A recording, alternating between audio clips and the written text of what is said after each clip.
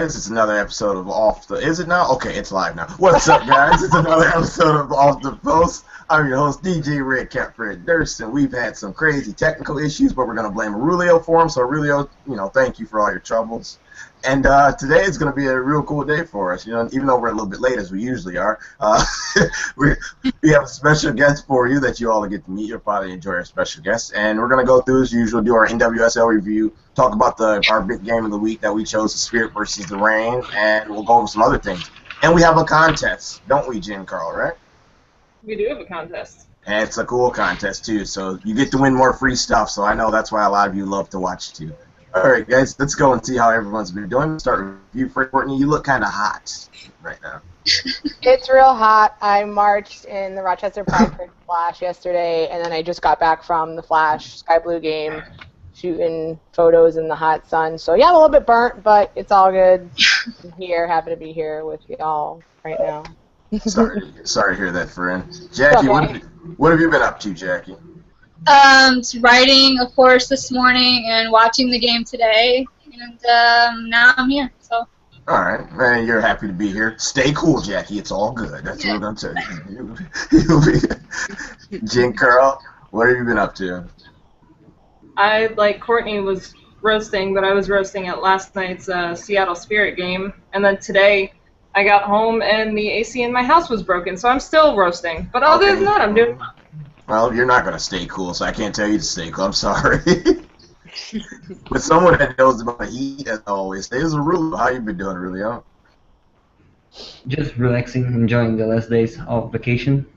Oh, okay. So how's your vacation been going down there? Pretty boring, to be honest. Sorry to hear that, Aurelio. And let's talk to our special guest. You all may know her because she plays football for a living, or soccer in America. I'm sorry, that's my love for, I'm sorry, Jen. I know it's just football. We'll let you introduce yourself and tell them what you do for a living, I guess, and something you like. Okay, that sounds cool. Yep.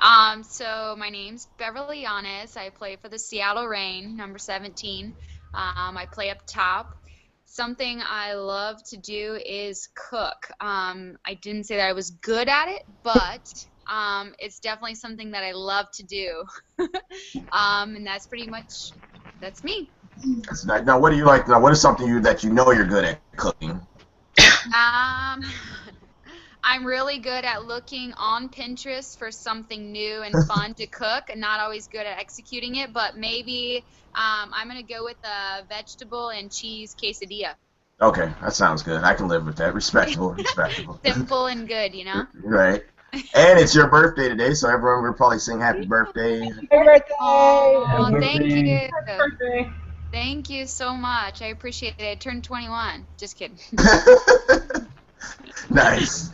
All right, guys. Let's jump into it. We're gonna jump to the game of the week first, and then we'll talk about the other two games that happened this week. Let's talk a little bit of Spirit versus Reign. I guess because we have a Spirit and a Reign fan, we should start with the Spirit fan first, right? So, Jen, would you like to start us off? Sure. First off, sorry, Bev. Sorry about that. Yeah, I mean, it's. I'm not going to say anything that we don't already know. Seattle has struggled on the road this year for one reason or another, and the Spirit are unbeaten at home. This is actually the largest margin of victory we've had as an organization. So if we were on top of it, it would have been 4-0 if Joe Lohman hadn't been offside. But the Spirit played really well. We brought DMath back into the game, and she could actually match Crystal Dunn's speed, which is something we've been missing without having Franny Ortega there. So it was nice to see somebody able to keep up with Crystal Dunn, keep up with that front line, and just keep pushing forward. And that's something we've been missing, so it was nice to see that back. These were really important 3 points for us. Another key addition that we saw last night was Haley Rosso coming in from Australia. She brought some incredible speed. She had a great tackle on Fishlock. I definitely think she's a big component to the Spirit team that we're going to see moving forward. The scary thing for us, I think, is that we still have 5 international players that we have to incorporate into this roster. How are we going to add more players to this roster when they're already playing the way they are? So, for us it was a great game. It was a great 3 points. Sorry, Seattle. Sorry, Jackie. Sorry, Beth. But, I'm not complaining from my point of view as a Spirit fan. Now let's hear the rebuttal from the Seattle Rain people. Let's go with Jackie first. Yeah, a few interesting stats I'll throw out there. The Reign haven't trailed by 2 goals or more since August 3rd in 2013, so it's pretty rare that you guys fell behind, so quickly by 2 goals. But also, we miss Kendall Fletcher, I think, in my opinion. When she's on the field, the Reign are 24, 4, and 7, and when she's out, they're 0, 2, and 3. So I think that speaks volumes to really what she means to the Seattle. And yeah, Seattle had a tough time, I think, combining in the final third, with Fishlock, Yanez, Little, and Reed. We did find some spaces here and there for stretches of time, but Washington, their back line was pretty impressive last night.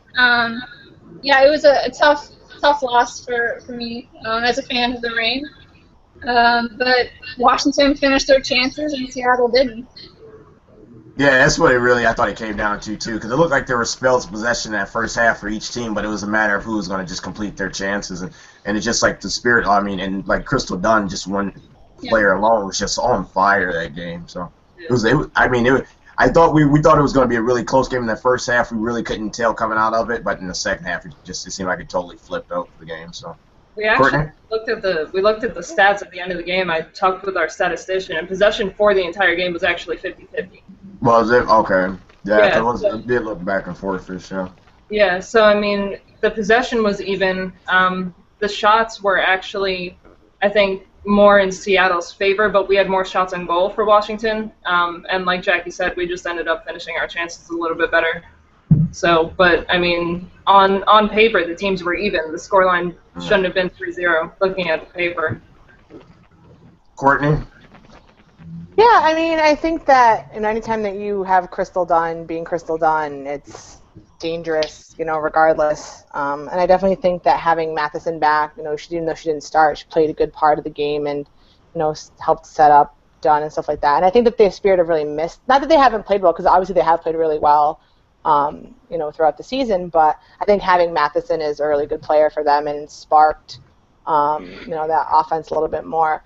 The Spirit getting a goal, fairly early on in the second half was, helpful also. But, I was kind of waiting till the end of the game, though, because I don't, as a Flash person watching the game last week, and seeing all those goals in the second half, I don't really count the Reign out until, the game's over. But, I think it was a good win for the Spirit, and I think that as, having Matheson comes back as one player, in the future, we'll see, again, not that the back line's done bad, but we'll see, Krieger come back. Not that Kelsey Weiss has done bad, because she hasn't, but, see Ashlyn Harris come back, and then, as I mentioned, Franny Ortega. So, I think that they're going to continue to be a strong team as their players come back. They've been a strong team without their national team players, as have the Reign. So, which I think both teams really just prove that it doesn't take just national team players to, make a team. There's plenty of other talent out there that's not necessarily, you should come to see games even when people aren't there, because there's a lot of good people left. So I think, kind of, again, not a close match as people would thought, but, that's what happens when Crystal Dunn and Diana Matheson kind of get in there together. Right. Aurelio. It was nice to see the Reign putting up some pressure at the beginning. I knew it wouldn't last, especially after Nairn got the ball, got more space to play with Da Costa alongside her, and then up front, her speed was just amazing. Both teams got many chances from set pieces and crosses. I think that the Reign could have used more of that, especially trying to find Yanez and Fishlock. But I think, I don't know, Megan Oyster, she did a great job stopping the Reign attack. She definitely shocked me, and that was really nice to see. Nice. Yeah, I think a lot of people were saying that Oyster looked like she had a pretty good game out there, so a lot of people were praising her after her performance, because that's a tough attack to take down. And forward, and you just have everyone just rushes into the box, so she did a good job. Well, their whole defense, I think, in general, did a pretty good job against the Seattle attack. All right, Beverly, you can tell us some good news. Tell us what you saw out there. You said Bev, right? No, I didn't want to, but yeah, you can say it. All right. Um, we hear it all the time. We say it all the time. Goals change games. And I think that us being able to put our opportunities away, especially when we're not at home, is going to be very crucial for us. I think we have struggled a little bit away, and I think that we need to continue to stay positive, and put the game past us as quickly as we can and focus on this next week as we have a game here coming up on Wednesday already. So just getting together as a team, continuing to work hard, and I can't say this enough, just as much as we possibly can, stay as positive as possible. I think we've been playing well at home. I still think we haven't hit our peak as a team. I still think we have a lot to offer. So just the positive attitude is going to take us really far. So. Yep. It's one of those games where you know Seattle's going to bounce back. They're a good team. Their next game is a derby match, so they're playing against Portland. So you know it's going to be a big game. They'll jump back to it. That's a game where I'll tell you what my prediction about that a little bit later, but I'm not too worried about it. Every game or every team has a bad game where they just some of their chances just aren't going to the back of the net, and other teams are getting all their chances. So it'll be fine, I think. It's just one of those. It happens. So Seattle right now they're in third with 20 points, and Washington no Spirit are third with 20 points, and Seattle's still in second with 21 points, almost like short at you guys. My mistake. My bad. All right, guys. Let's talk about the Chicago Red Stars versus Boston. This is a game where, to me, Boston's one of those teams you never know. Like, they'll always be tough, even though they're, like, at the bottom of the table, really. They're always a tough team, and they're a good team to watch. And Chicago's at the top right now, and all of us dislike Graham because of that. So let's get to this game a bit. Oh, Courtney? No, don't speak for me there. I don't dislike Graham. Graham, shout out. No. Shout out to Graham. All right, Courtney, go for it. Well, I mean, I think it was a good result for Boston considering their last couple games they've been struggling quite a bit. I think that both teams had chances that they didn't convert in. I think that, it was kind of nice to see, Lori Klupny come back, from the World Cup and, get the start and get the goal, on her first game back. That was pretty cool. But Stephanie McCaffrey is not someone to, all season they've been saying this, watch out, and she kind of just snuck in there, snuck by. I think there were some defensive issues on both, and I know when Klupny got her goal, I know the Boston defense was kind of ball watching, just kind of let her get right in there, and no one was really on her. And they kind of got right by and were able to put it right by LeBlanc, who I don't know anyone really was expecting that shot to happen because she was able to was out from distance kind of and was able to put it right in there. So not a bad game. I mean, wasn't a bad result for either team. I think sometimes we're used to Chicago scoring more goals, or maybe sometimes we expect for Chicago to score more goals just because of who they have on their team. Especially since Sophia Huerta started the season off on like a goal barrage. Yeah. But it was a good result. It's a result I think that both teams probably be happy with. I know Boston will certainly be happy with. Again, like I said, after them having kind of a rough couple games, they'll be happy with that. And I think they overall did play better than they have previously. So, I think it'll be, it's hard for them too because they've only had, other teams have their allocations coming back, and they've only had the one, but that one being Alyssa Nair, which is, she's been so solid for them since she's been on the team. So, good result. I thought it was a really, pretty good match, actually, so I enjoyed watching it. Yeah, it was like you could see, though, a lot of times in that game where the Chicago pressure was just Boston could not string together many passes. So when they did get that little defensive error and McCaffrey made up for it, that I bet they were so happy for that when they needed that goal because I didn't think they were going to really create anything else in that game when watching it. Beverly, what have you seen of Chicago and Boston so far this season? Me? No. You said Beverly, right? Yeah, I said, what have you seen about Chicago and Boston this season, Beverly? Yeah, I think that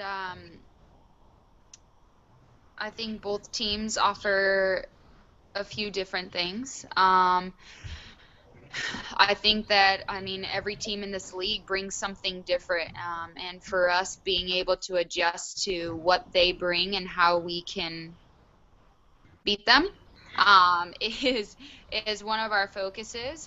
But I do think that Chicago has shown some great style of soccer, a great possession style, Yep.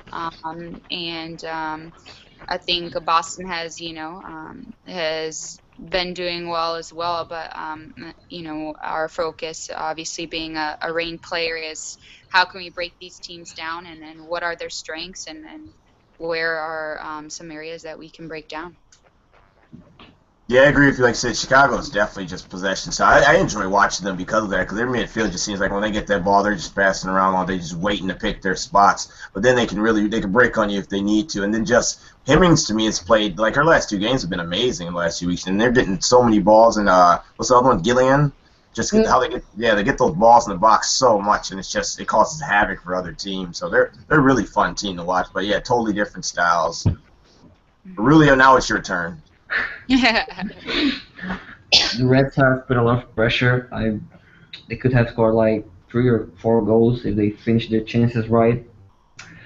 I really enjoyed Hemmings on the right back going forward, and Guilherme, I think that's how to pronounce her name. Still, well, she was impressive again, in my opinion, and I don't know how they didn't score. I think it wasn't just their day to win the game, but congrats to Boston.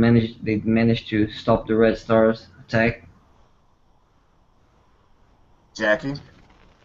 Well, yeah, obviously as a Reign fan, I was happy to see Chicago only take 1 point. Okay. I thought that, like you said, Taryn Hemmings, she played fantastic, beating 2 defenders to get to the end line, and finding Lori Kalepny wide open for her first goal this season was nice to see. And looking at the standing, I think Chicago actually might be unhappy with this result because Boston got a bit lucky there with McCaffrey, but it was a nice goal. But that definitely was a defensive letdown. But I guess looking back, it was a fair result considering Boston played pretty well in the second half. Pretty physical team, so yeah, it was a good game. Nice crowd as well. And Jean Carl, your thoughts on that game?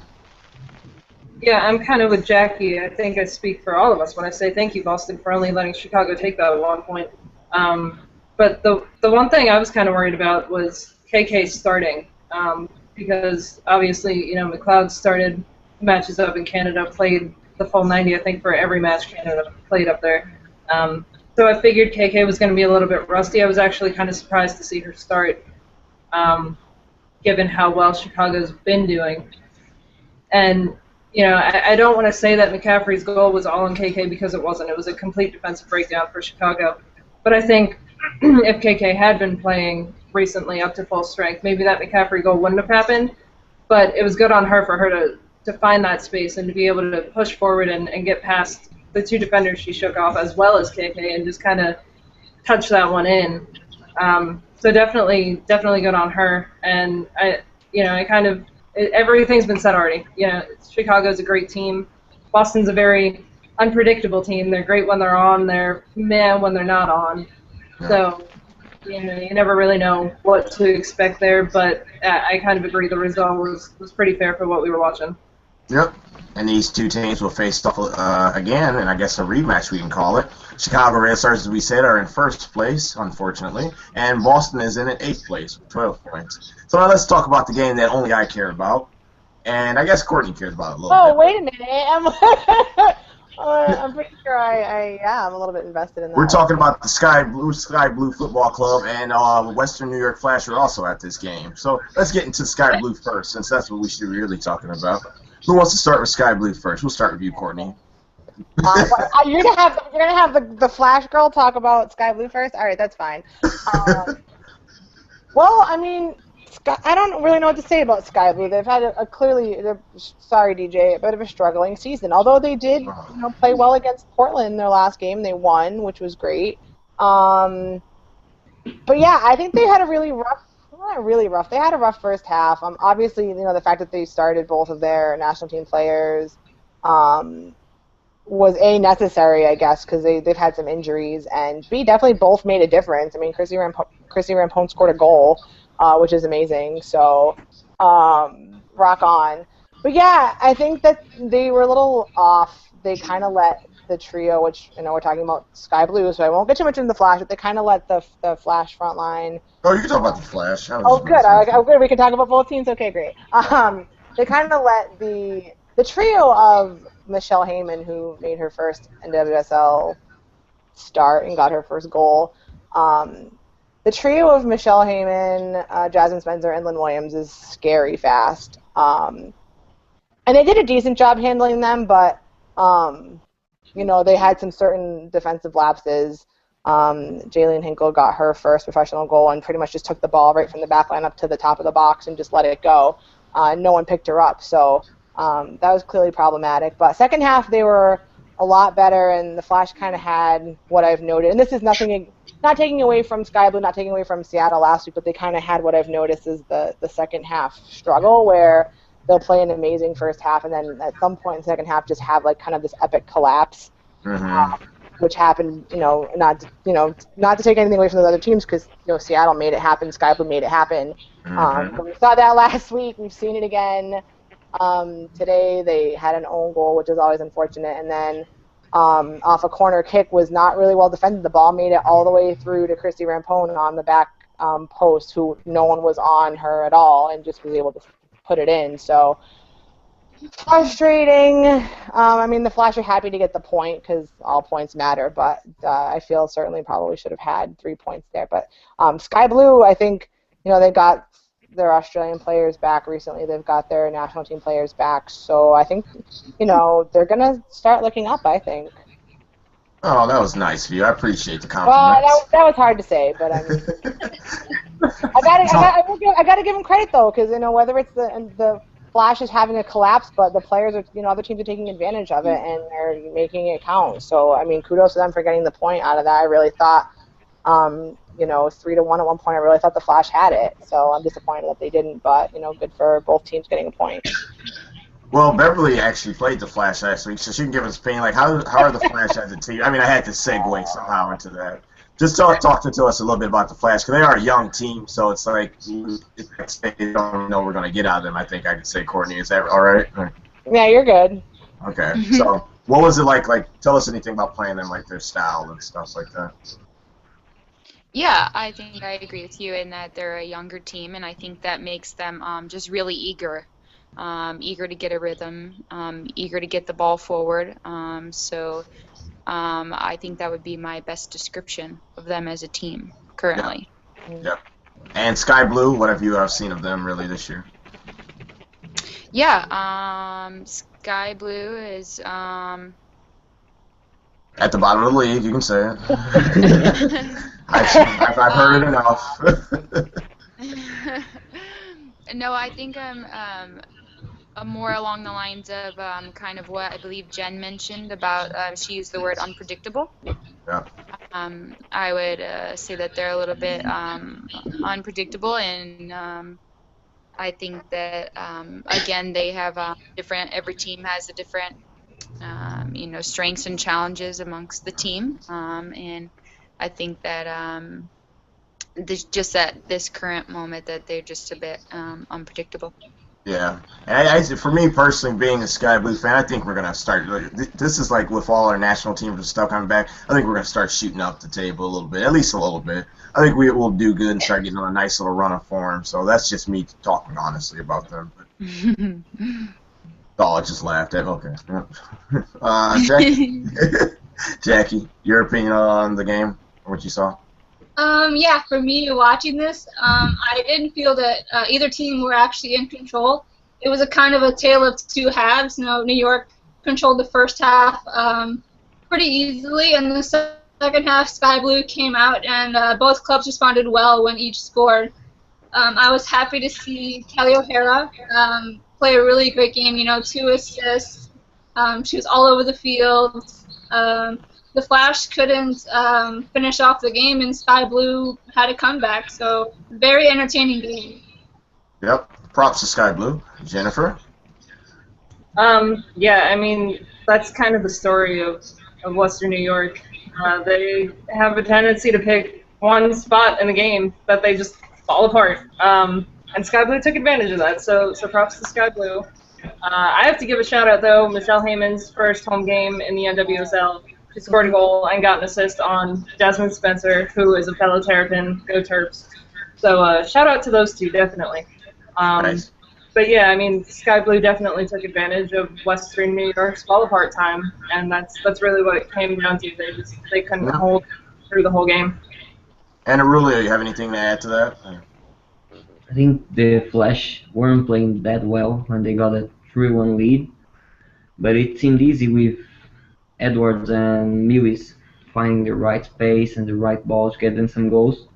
And Sky Blue grew up a little bit with when Kelly and Cruz got more space to play. Yep. And I think the tie was good enough for what the teams produced.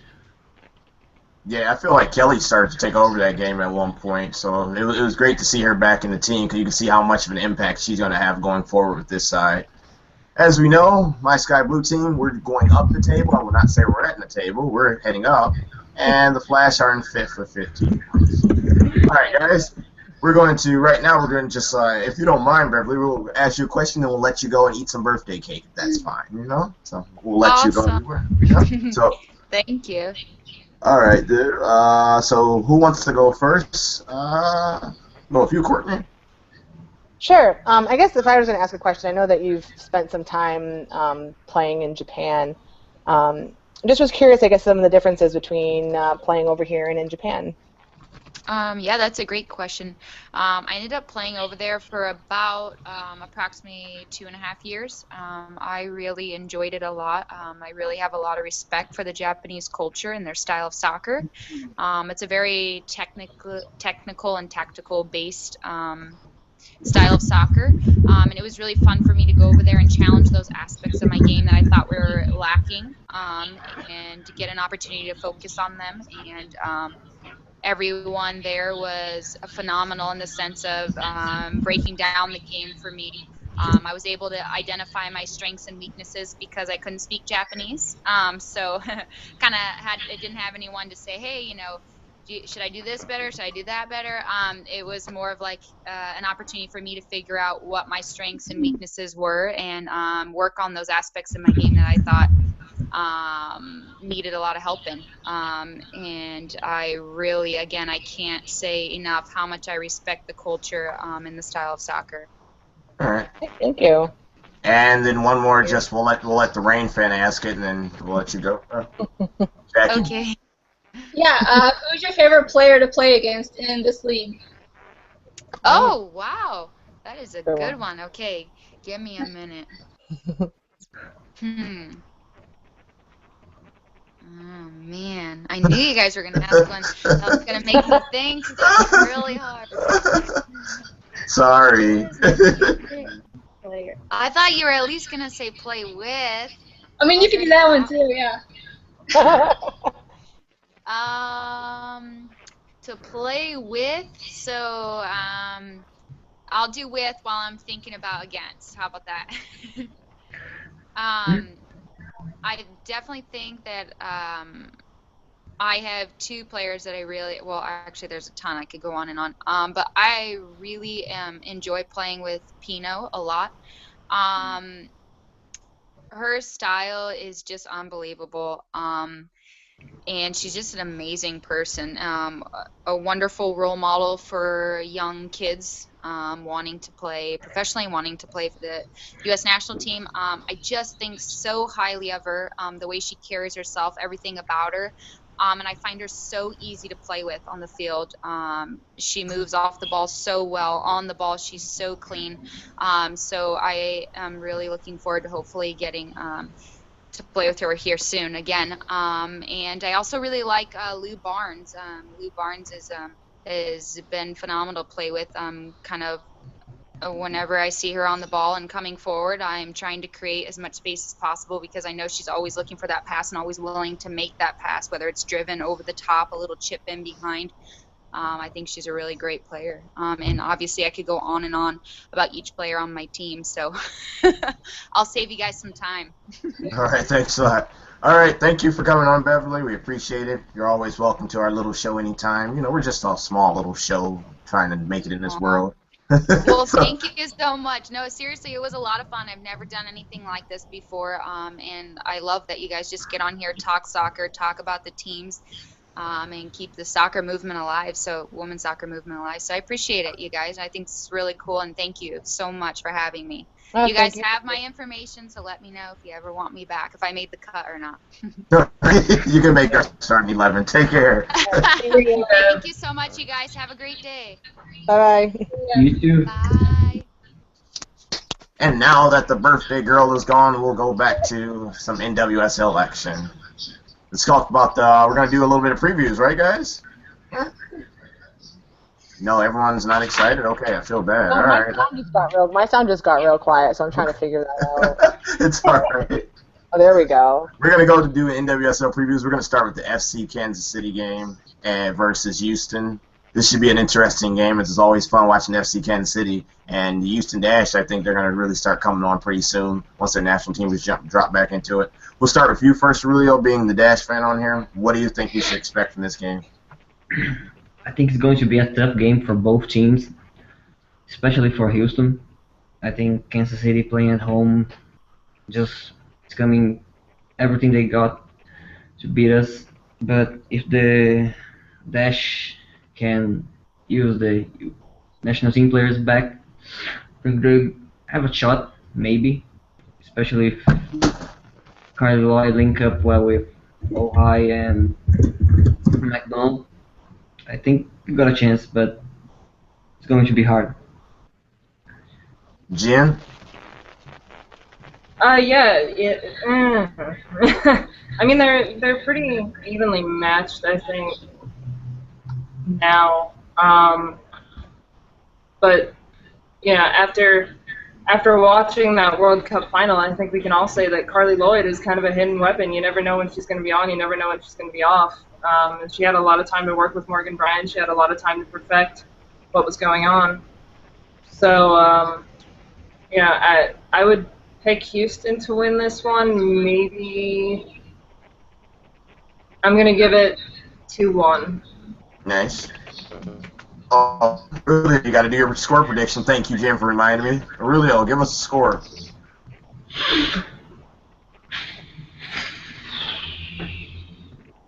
I really don't know. I mean, It's all right. As Dash fan, I hope they win, but I think it's going to be like 2-1 to Kansas City. Jackie, your thoughts on that game? Yeah, both these teams are fun to watch. They have a lot of great individual players. I'm excited to see who's going to be in the starting lineup for both teams, whether or not national team members come back or who knows. I'm predicting a 2-1 win for the Dash. Courtney? I am going to go ahead and say it's going to be 2-2. It's a good one. I can go with that. And Here's my thoughts. I mean, I think there's definitely going to be goals in the game, and I think that, I mean, Kansas City has had its ups and downs, and I think that, you know, having Carly Lloyd and them back on the Dash is a good thing, but again, it just depends on how much they've been integrated into training and how much time they have, because they still haven't really had, well, too much time, I guess, between games to kind of get in there. So we'll see. I think it'll be good. So I'm gonna stick with 2-2. Okay. Yeah, for me, it's like I guess the national teams are going to be back, correct? Or are we sure for that this time now? I feel like, man, Lloyd and Bryan in midfield, that's going to be something else, and they'll be even more comfortable because they did play a few games in the World Cup together. And once they do actually get back into their form and start clicking, I think that's going to be just an unstoppable midfield for the Dash. They need that because they have the fast forward. Now they just need people to give them the balls or just to support them a lot of time. But I understand. See, that's to me it's a fun team to watch because it seems like they're always like waiting on the counterattack in a lot of games, and just they're always one pass to me away from just like beating most of the teams about 4-1 or 5-1 if they really got going and finished their chances. But for this game, I think I'm going to go with them 3-1.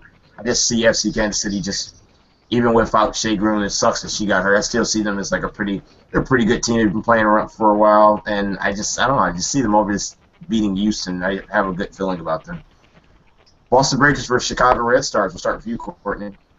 Your thoughts? Oh man, that's tough. I'm gonna go with 3-1 Chicago just because I don't know. I don't think that Chicago is going to let Boston, I guess, pull another point from them or pull more points from them. I think that, again, I'm not sure. We didn't see Johnston or Press suit up last night. I don't know if they're going to play in the midweek game. I would say it might be possible since they've had more time to kind of get in there. But even if they don't, I think that's more time that Klepny's had with the team. Box and things like that. So I'm gonna say that I do think Boston will still put in a good effort. But I don't think Chicago's gonna let that result happen again. And what was your score now? 3-1 Chicago. 3-1. Yep. Jackie? Yeah, I'm gonna have to agree, even though it's difficult to say, but I think Chicago is gonna win 2-0. They have too many weapons, and yeah, like she said, I don't think they're gonna win again or let them get a point. So yeah, tough luck for Boston. I don't see them getting a point.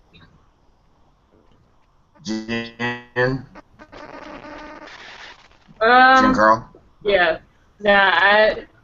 There's about to be a really big change-up for Chicago. Chicago's got a total of 8 national team players that they're working back in at this point, 4 of which come from the U.S. They're slowly cycling everybody back in.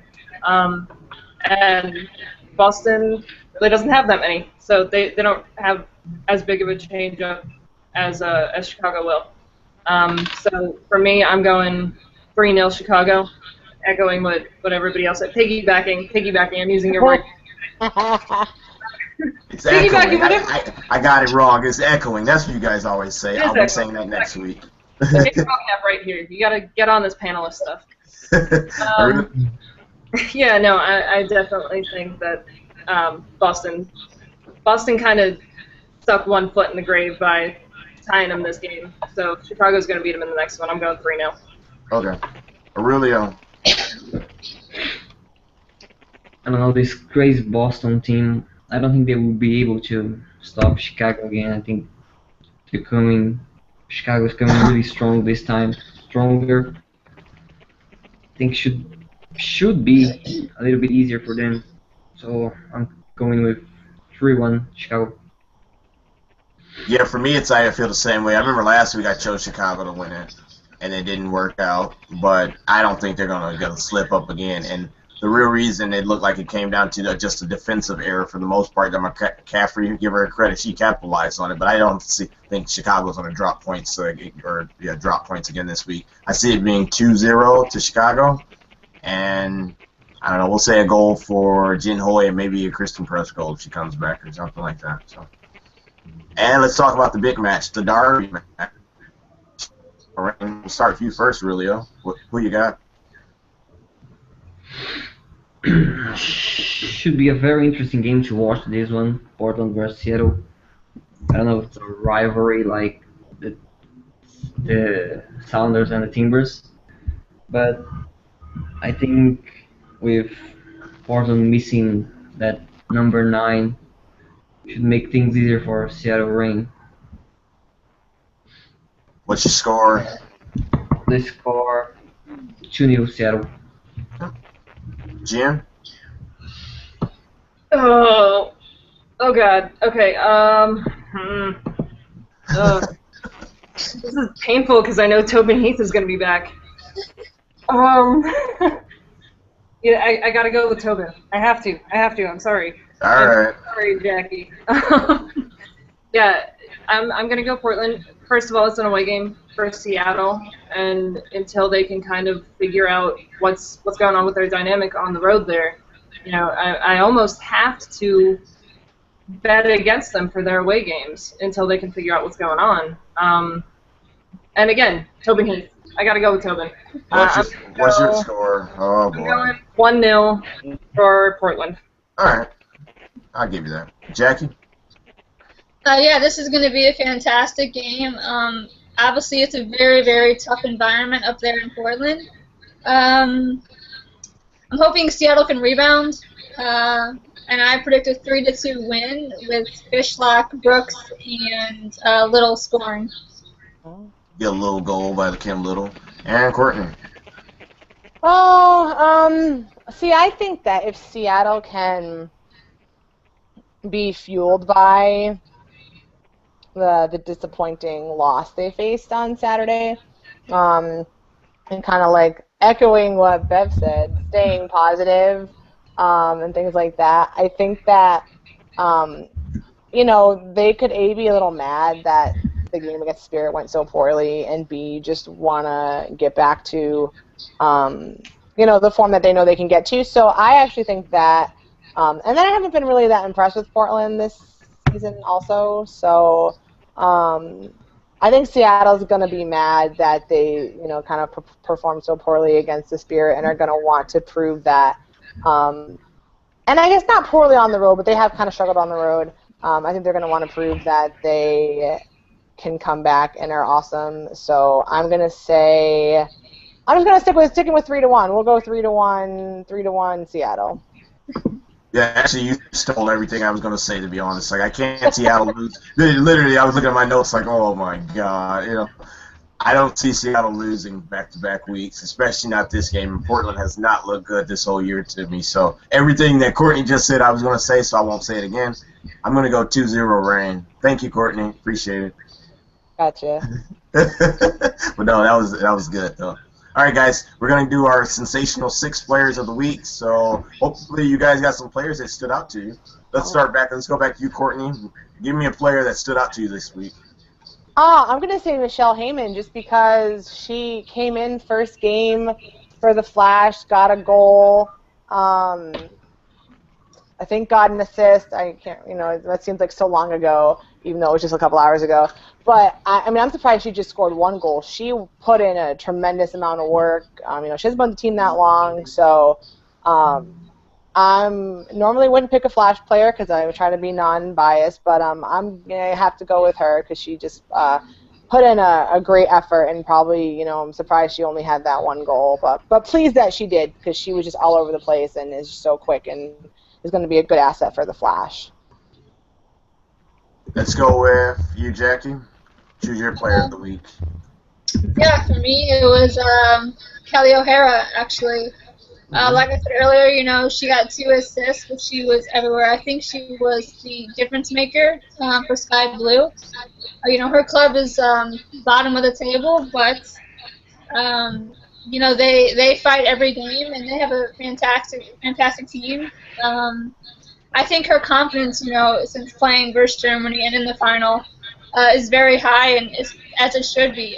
She's really in form right now, and I love watching her play. So I think today she played great for her team. Jen?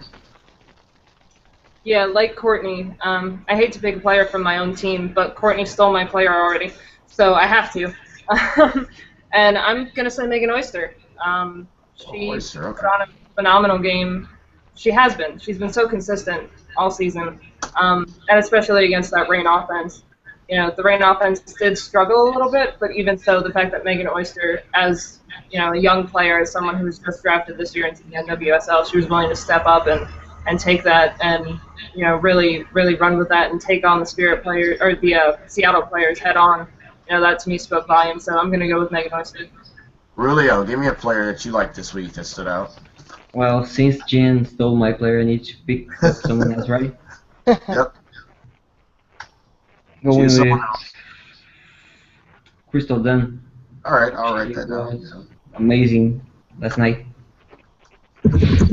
All right, cool. Okay, so I wrote down everyone's players. I guess am I allowed to pick 2 just so we can have a sensational 6? Yeah, go ahead. All right, thank you.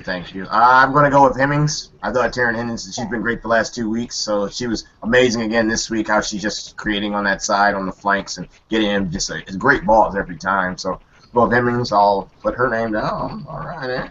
And who else did I want? I'm doing this on more so. I guess she had a pretty good game, but I'm just doing this more so the fact that she was back on the field and we were all happy to see her. Let's go with Matheson.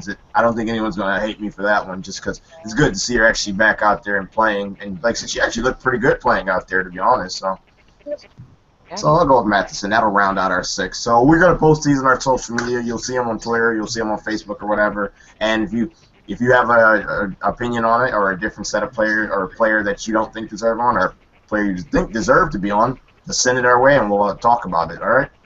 Sounds good. On to the next thing. We're going to talk about that article we got. Was that an article I believe you sent to Jim? So you want to talk what it was a bit? Yeah, there's been a lot of talk lately about the U.S. women's national team players being delayed. I guess delayed is the right word. Going back to their NWSL clubs and how maybe the general public hasn't seen a lot of promotion from the U.S. women's national team players as far as the NWSL is concerned. So this article, I can post it on our page later, just kind of goes over that and how it's possible that the U.S. women's national team players are hurting the NWSL more than they're helping it. I guess since I'm already talking about it, I'll start with my opinion. I actually disagree with that. I think, the men, when the men leave a World Cup, regardless of when they're eliminated, whether it's the final or whether it's the first round, they have a 4-week mandatory leave that they have to take in order to do media, in order to recover, in order to do whatever they need to do before they rejoin their club teams. Our players have been gone, the final was the 5th. We're looking at, 19th. 2 weeks exactly today. So, the fact that they're not back yet, I think is good for me because, as someone who is studying to be a surgeon, I don't want these players who just played 7 games on turf going back out there, some of them playing on turf, some of them are playing on grass, but, putting their bodies through that this soon, that's rough, especially, looking at the game we played against Seattle last night, looking at the Flash game today and the kind of heat we're dealing with. Just the situation is not good for them to be coming back so soon, my opinion there. And as far as promotion, I've heard a lot of these players constantly talking about the NWSL. When Allie Krieger and Ashlyn Harris stepped onto the field last night, they made it very clear that they were 100% committed to bringing the championship to Washington, and I think they all feel that way.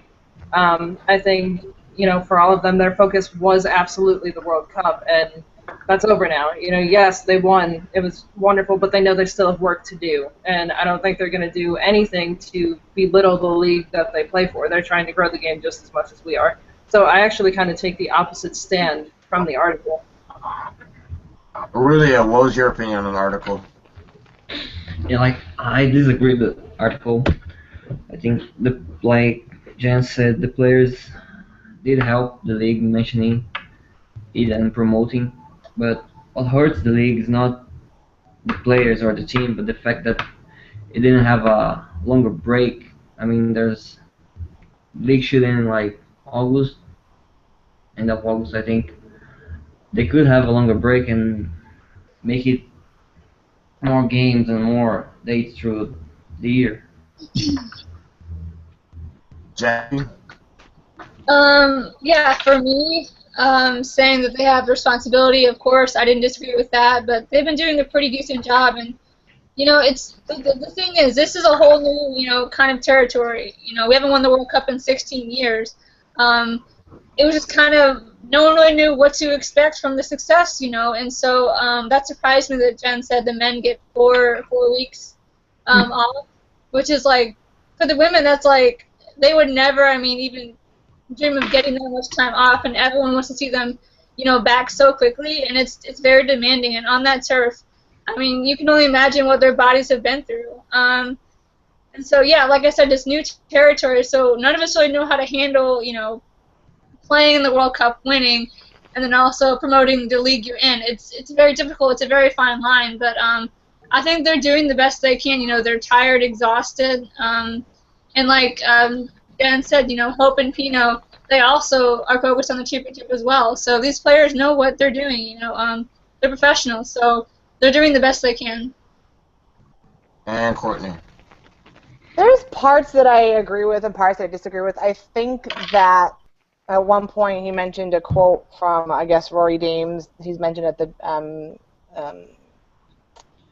NSCAA conference in January about the players not being invested in the league because it gives them more competition for the national team. And like that I think is a little harsh, but I do see certain points, and I'm going to bring up another point as well, but I think that, you know, for player safety, like I think that it's hard to expect that players are going to come back right away, especially because they were doing all this media.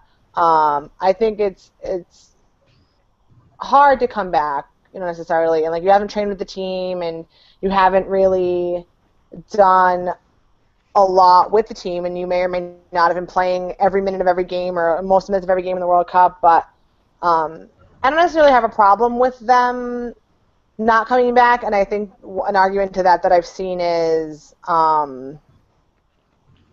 like, oh, well, some people played this weekend or not, but and to that I just want to remind people that like everyone's different. So like, yes, we did see, you know, we saw Box and Klepny play for Sky Blue, and Kristen Press and Julie Johnson didn't, and we don't necessarily know the reasons because of that. Maybe they thought they needed more time.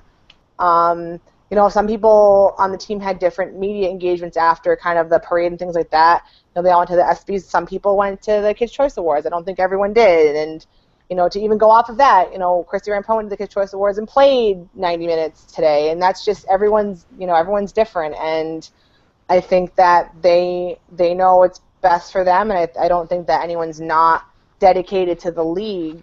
I think they know what's best for them. And I do. That being said, though, I do hope after like this next week to either see them, some of them midweek, or by this weekend, I think I would hope to see some of them, because at this point they've now had time, have not been traveling for a little over a week or so. They've had time to be with the team and things like that. So I think it's hard to be like, oh, they should be playing right now. And I think it's hard to be like, oh, other teams played, but like, you know, Harrison Krieger didn't. I think, or like Preston Johnson didn't. I think like everyone's different, and obviously there are reasons why some people thought they could play and some people couldn't. I would have not wanted anyone to say, and I'm just using today as an example, I wouldn't have wanted any, like, you know, U.S. Soccer, NWSL coach, or anyone to say, hey, national team player who's just traveled all this time, you must play on this turf on this 90-plus degree day if they weren't ready. Like, I would never want anyone to force someone to come into a situation like that, because that's just asking for somebody to get hurt.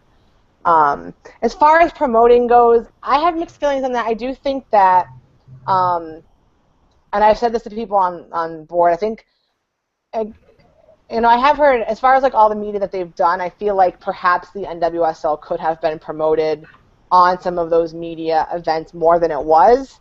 And I don't necessarily know that that's just a player not promoting the league. I feel like somebody from NWSL, US Soccer, or someone should have been like, hey, you know, let's talk about a little bit about the league too, even though it's not really like the focus, but like it's still a good time to kind of mention. I know at least one or two interviews that Ali Krieger did that it got brought up about the Spirit and NWSL, at least got mentioned, like, oh, I'm going to go back home now and join my team, and we have games to play, and things like that. So I do think that some people did more than others, but I think it's not necessarily just a player thing. I think the fact that for whatever reason, the Jeff Plush was at the ticker tape parade and he didn't speak. Don Garber spoke from MLS instead, and I think he did a great job of promoting NWSL. Don't get me wrong with that, but it's kind of one of those missed chances. Like, why is the person who's like the executive person for NWSL not speaking at this parade? You know, they're the league that the women play, and why is the MLS commissioner speaking at this? Even though I think he did a good job. So I mean, I think people could maybe start talking. I mean, if players don't come back, maybe that's like a question of like, you know, are you dedicated to the league, or if, you know, another 2 or 3 weeks goes by and players aren't coming back, you kind of have to wonder, like, what's going on? But I think you're going to see most players back. We saw a lot more people back. You know, again, the fact that Engen, Rampone, and O'Hara all played.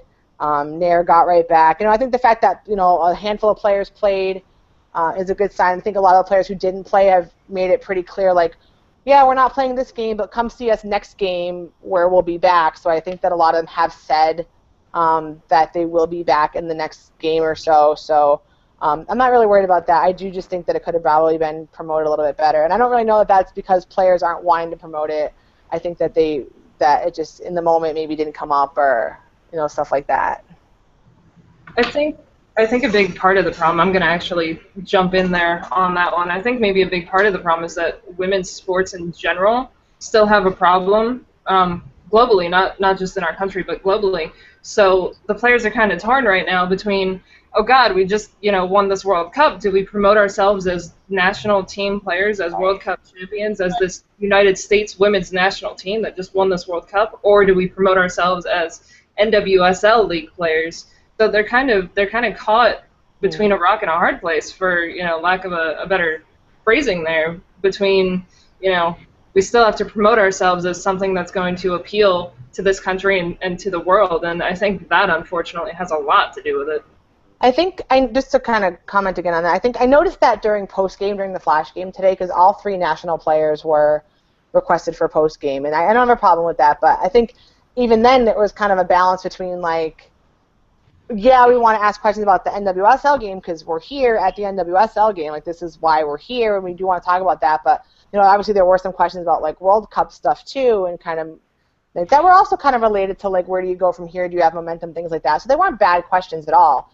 But I think it also was kind of that balance, even, during post-game for this game, was kind of like, well, we want to talk about your performance in this game. You're back. Yay, awesome. But we also kind of want to talk about, like, how has it been since you've been back from the World Cup? Or, like, how has the World Cup affected, like, the crowd? Or, like, how you feel momentum-wise moving forward? So I definitely understand what you're saying with that. And that's where I think partially, like, that's something for NWSL and U.S. Soccer perhaps to figure out, like, in the future if there are successes. I'm not saying, like, when we win the World Cup every time, but, like, in the future when there's an opportunity for our players to be in front of a mass media setting, how do we want them to do that? Because I think that's hard for them to all kind of decide on their own, and that's something that kind of U.S. Soccer and NWSL has to figure out, like, how do we balance this? Like, yes, you're a national team player, but we also want to help grow the league. So that's where I think, like, I don't just necessarily fault the players, but still kudos Ali Krieger, and then all the players who, were talking about it at their home games as well, about being in the league and having that be their focus. But that's something that needs to be figured out, I think, for the future, for sure. Yeah, absolutely. Yeah, I was like you. Oh, did you have something to say, Jack? Just real quick, I'm also wondering, are they contractually obligated to say certain things about the league, or, like, I just wonder how that works. Somebody asked me that, and I had no idea, obviously, but I just wonder how their contract maybe plays into it, or if that's even a factor. I don't know, but it's very interesting to try and find that balance. It's very difficult because the women's game is still catching up, so we're kind of doing 2 things at once. So yeah, it's very difficult.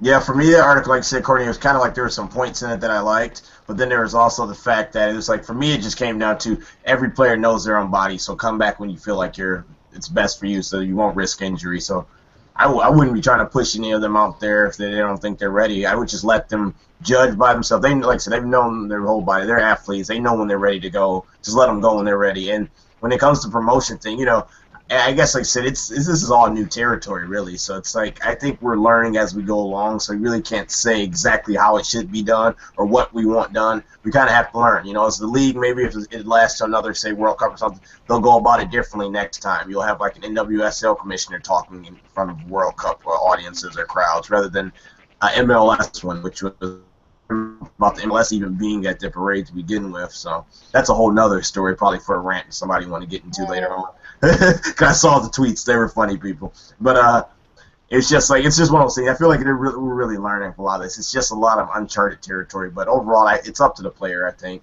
when you're ready to go, you're ready to go. And there's players, like you said, like England, that might have not even played at all, really. So she might have been ready to go faster than someone that played a ton of minutes. So it's all up.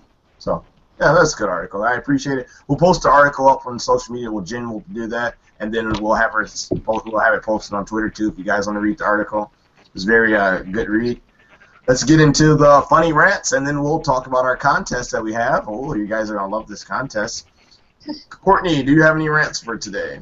Well, one being the heat, and I know I look really, really red on the screen right now, but I promise I'm not that sunburned. I'm actually okay.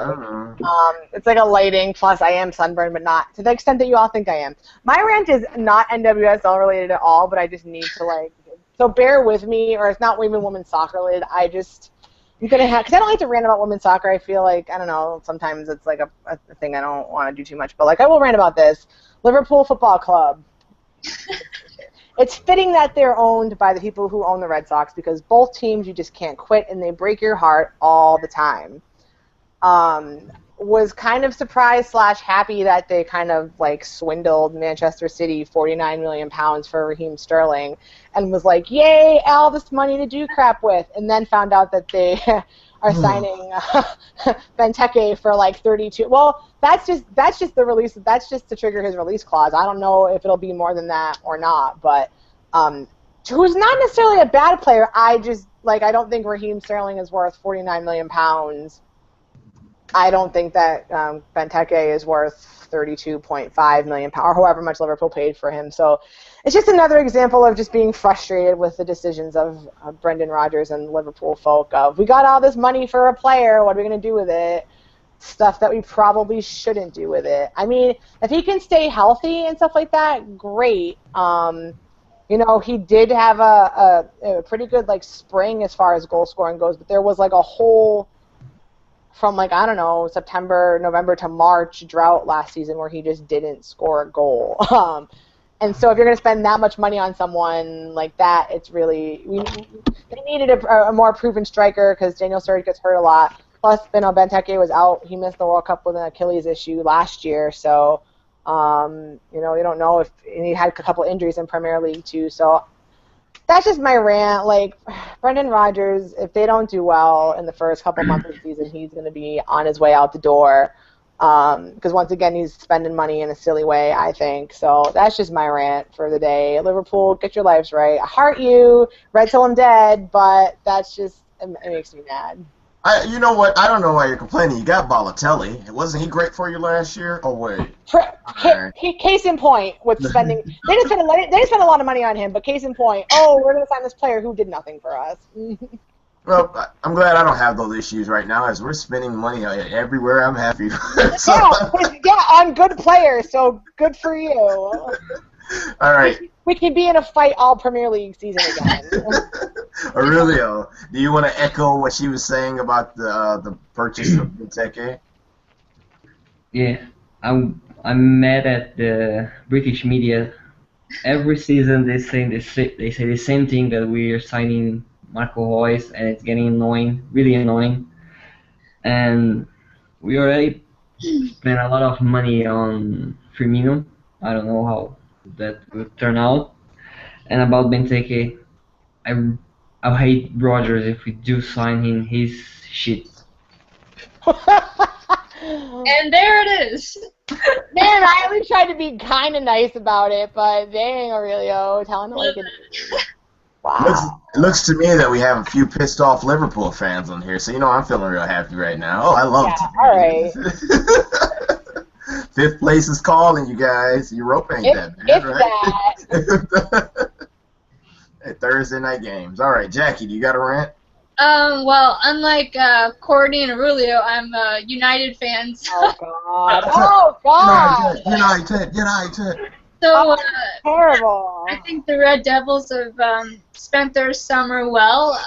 Yes. And also, unlike Courtney, this is my natural color. I am white, super white, so there's no lighting in here. So, yeah, I think the Manchester United, they're doing really well, and I'm excited to see what's going to happen. So, yep. So we need to have just a show just on United. I think we do. Can we mention something that I don't know if, just because we're talking about Premier League, can we mention about the league real quick? Can I hijack this for a hot second? Go for it. Liverpool.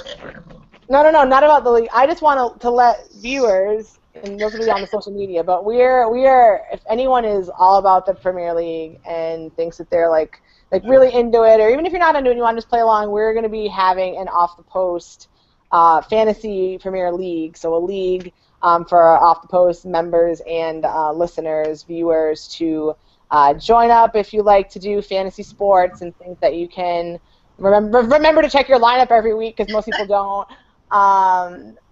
Just because I didn't mean to hijack this, but since we're talking about Premier League, just want to throw that out there. Look on the Off the Post page shortly. We're going to be having a link to that. It's already created, so you can join up with your team, pick your players, all that jazz. Going to be coming soon. Yep, you guys, we'll put it up. Jackie, question real quick. Who's your favorite United player? Of all time? No, we're not going to do all the time because there's a few. But just we'll right be here now, all night. I'd be here all night. Oh, God. That's so hard. Moyes. Just say Moyes. Just like Moyes. Yeah, David Moyes is my favorite manager of all time. I'd probably have to say Say it. Rooney. Okay, that's solid. I'll do So that. hard. I'm a Juan Mata fan. I love the little Spaniards we got. Him and Ander Herrera. I love those. So. Yeah, he's good. See, we do good purchases, guys. Why don't you follow our lead? All right, Jen. You can do a rant real quick while we're over here having a little bit of banter back and forth. Yeah, I'm sure it's shocking that I actually watch Bundesliga. Hey! Good girl. Good girl, though. I am always that guy. What team do you support in the Bundesliga? I'm FC Bayern Munich. Munich! Bayern Munich. You're a Munich fan. Dortmund. I'm Dortmund, sorry. No, you guys, after 17 years, just freaking jacked Bastian Schweinsteiger from us. I don't want to hear it. Yeah. Yeah, so if we ever do any Premier League shows, they're going to be super fun with Liverpool and the United and We're Mad at United. Man, it's fun. Have a Munich fan. Dang. That's the Off the Post rant. Everybody's pissed off at United. All right, guys. Well, hopefully you guys enjoyed that, watching us all go at each other's throats right now because we all like different teams and rivals, if that. Let's talk about the contest real quick. Show us what you have for us, Jen Carl, since you always have a bunch of amazing things for us. Okay, so this is what I procured. Let me get all. You'd rather see this than me, so I'll bring this forward. Where's the fun one? There it is. There's Ali Krieger right there for the record. And where's the other fun one? Lori Lindsay's on there too. It's actually it is Estelle Johnston, who actually signed this twice because she got confused on what she was signing. No. So Estelle Johnston is on here twice. Christine Nairn is right there. Megan Oyster's on here. Jen Scarabo's on here. Kelsey Weiss, obviously Ali Krieger, and Lori Lindsay. And Tori Huster's on here. And our coach, Mark Parsons, is on here. So Nice. it's loaded with all kinds of cool people, all kinds of fun names on there. They took the time out of their busy schedules to sign this for us. So our contest, this is free. This right here, this glorious thing is free. All you have to do is like the page Off the Post, just follow us, do what you got to do, retweet anything like we sent it, follow us on Twitter, all that good stuff. Just like chalk up social media, Off the Post, just promote, follow us, and I think we're giving it what, DJ, like 2 weeks? Yeah, we're gonna do 2 weeks. We'll do it for 2 weeks. So, All right. So and- follow us. So do that. Listen to Jen Carl. She's telling you the truth. Also, get ready. We're going to start doing contests for tickets pretty soon. So we're going to try to help out the league by not just talking about it. We're actually going to help out the league by spending our hard-earned money and saying, hey, go out into a game, somebody that lives in the area, and we're going to give you tickets. So look forward to more contests. We're trying to do our best to help the league as much as possible. Right, gang? Right. I'm always the only one talking when I do something like that. Okay. All right. That's another episode of Off the Post. I'm going to win that prize, so I'm about to go RT and unfollow, then follow the page again. I'm your host, DJ Red Cap Fred Durst. Not Red Durst or Red Fox. This is our lovely panel as usual. It was Yanez's birthday, so everybody go retweet her and say happy birthday to Yanez at the same time. She'll say hi back, hopefully. Goodbye, everybody, and take care. Oh, yeah, catch us next week on Friday because we're going to do a special episode because of all the funny games during the week. Bye-bye. Everyone wave as usual. The cheesy wave, the cheesy wave.